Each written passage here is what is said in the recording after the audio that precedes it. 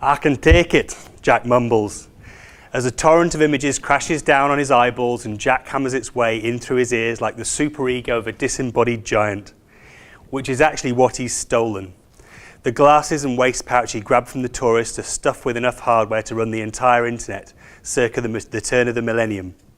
They've got bandwidth coming out of the wazoo, distributed engines running a bazillion inscrutable search tasks, and a whole slew of high-level agents that collectively form a large chunk of the society of mind that is their owner's personality. Their owner is a post-human genius loci of the net, and a Galmic entrepreneur turned policy wonk specialising in the politics of AI emancipation. When he was in the biz, he was the kind of guy who catalysed value wherever he went, leaving money trees growing in his footprints.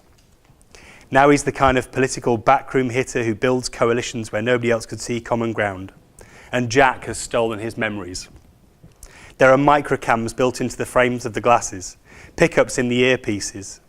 Everything is spooled into the holographic cache in the belt pack before being distributed for remote storage. At 4 months per terabyte, memory storage is cheap. What makes this bunch so unusual is that their owner, Manfred, has cross-indexed them with his agents.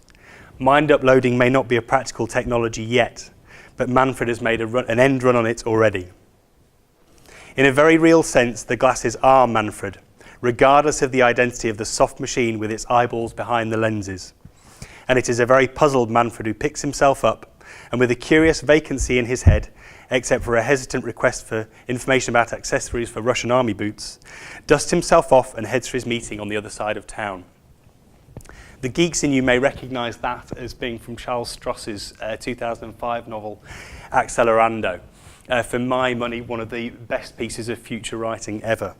And it tells the story of this guy, Manfred, who has a set of bionic prosthetics, mind prosthetics that enhance his capabilities. And what I want to talk about today is not so much the privacy implications of wearable technology, which I think a lot of people have covered, but what happens when we lose them.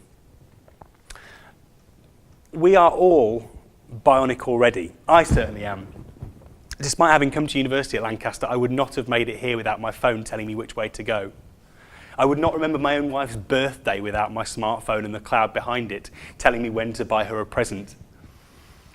I have offloaded large portions of my mental capabilities into a smartphone in the cloud already. And the situation is only going to get worse in the near future as we start to adopt wearables. Google Glass is coming in 2014. I already wear a wristband to track my physical activity. This stuff is coming very, very quickly. And due to an incident I was reporting on the other day, this kind of brought all this to mind and started me thinking about what happens when this stuff goes wrong. And I wanted to think about a few potential situations where wearables and these kind of bionic prosthetics start to cause issues.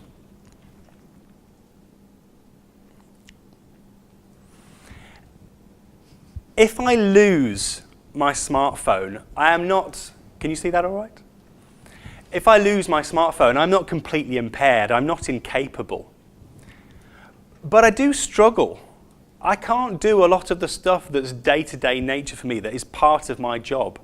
Part of my job is promoting myself. I tweet a lot, Facebook a lot. Without access to my devices, I really struggle. It has my diary on it. If I lose my phone, you can guarantee I'm not going to be at my next 3 or 4 appointments.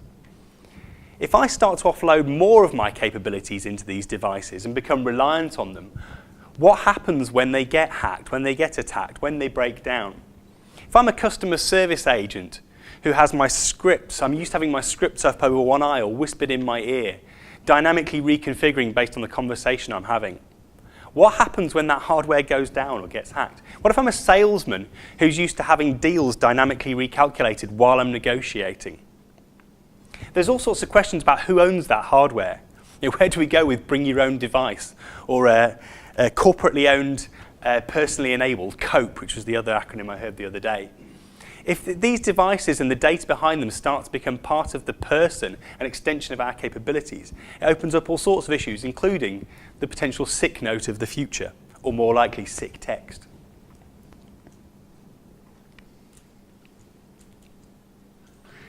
This is a much more serious one.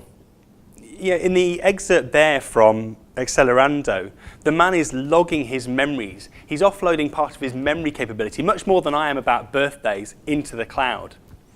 He's storing real-time photographs, videos, excerpts, voice capture from his life into the cloud. That becomes his memories. That becomes an extension of his self. What happens if somebody goes and actively vandalizes those memories, deletes those memories? Is that just a crime of vandalism, or is it a crime of assault? These sorts of things are a long way from being considered by the law at the moment.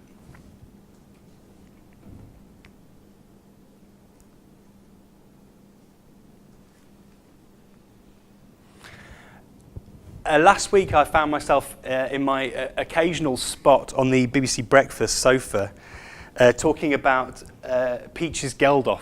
I'm not normally there to talk about celebrities, but she'd committed a bit of a Twitter gaffe, and she's not the first celebrity to do this. She'd named the female defendants in the Ian Watkins child abuse trial on Twitter, committing a breach or contempt of court in the process.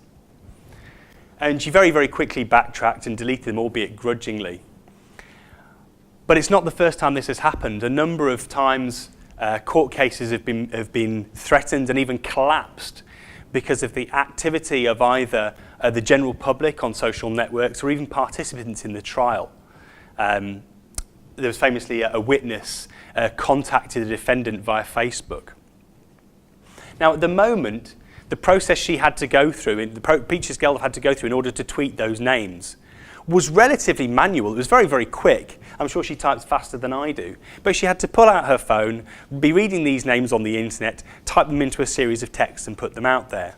There was at least some level of thought process. And given that she calls herself a journalist, you may think she had some level of knowledge of editorial control and the laws that protect trials like that, but no.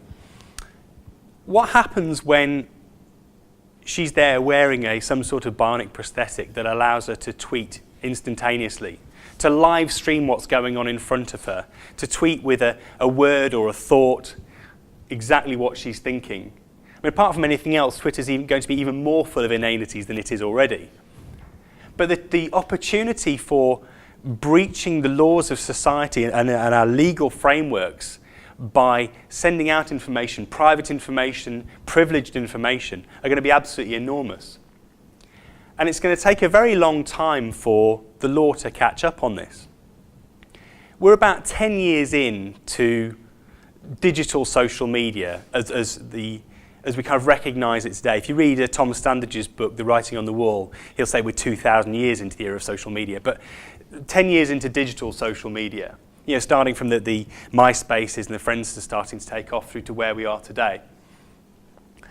I don't think we've even nailed the etiquette of social media yet. In fact, it's changing all the time. We're a very, very long way off from nailing a legal framework around social media and actually communicating that framework out into society.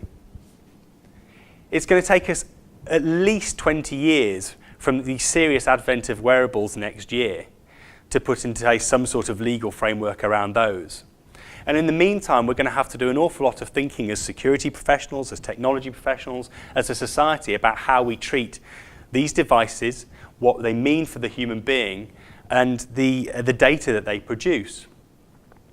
And so really, I skipped the introduction at the start. My job is as a futurist. I have a background in the technology industry for the last 12, 15 years. But my job is as a futurist, and most of the time people are asking me to give them answers. And what I thought I'd rather do today is come and give people a series of questions to the people in the room.